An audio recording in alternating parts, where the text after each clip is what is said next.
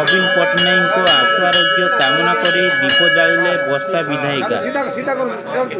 पूर्वतन मुख्यमंत्री नवीन पट्टनायक शरीर असुस्थ थिबारु चिकित्सा पाई मुंबई जाइछन्ति। खूब शीघ्र से सुस्थ हो जातु तांकर आशु आरोग्य कामना करी बस्ता विधायिका सुभाषिनी जेना लंगलेश्वर महादेव मंदिर में दीप जालिथिले। आज अपराह्न से मंदिर में पहुंची बाबा लंगलेश्वर ठारे पूजा अर्चना करथिले। नवीन खूब शीघ्र सुस्थ हो ओडिशा आसी पुणी बीजेडी मंग धरने से सक्रिय हुअतु बोली बाबा ठारे गुहारी जणाइथिले। परे से 1000 दीप प्रज्वलन करथिले। विधायिका सहित जिला परिषद सदस्य वेणुधर जेना, अजय सामल,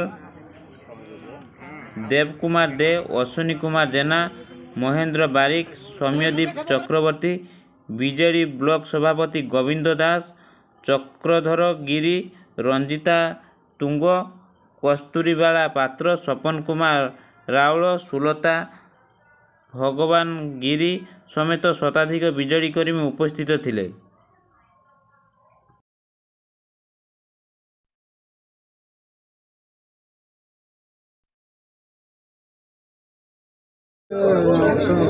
पूर्वतन मुख्यमंत्री नवीन पट्टनायक आशु आरोग्य कामना देखु 4.5 कोटी ओडियांकर प्राणर स्पंदन आमर पूर्वतन माननीय मुख्यमंत्री श्रीजुक्त नवीन पट्टनायक देह असुस्थ थिला। आज सकाळे तांकर अस्त्रोपचार होईछि एवं अस्त्रोपचार मध्य फलप्रद होईछि।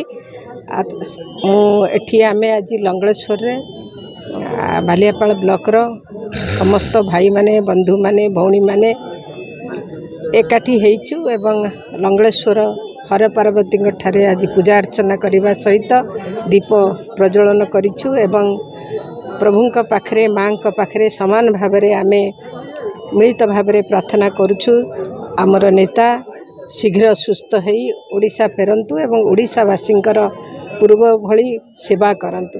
धन्यवाद।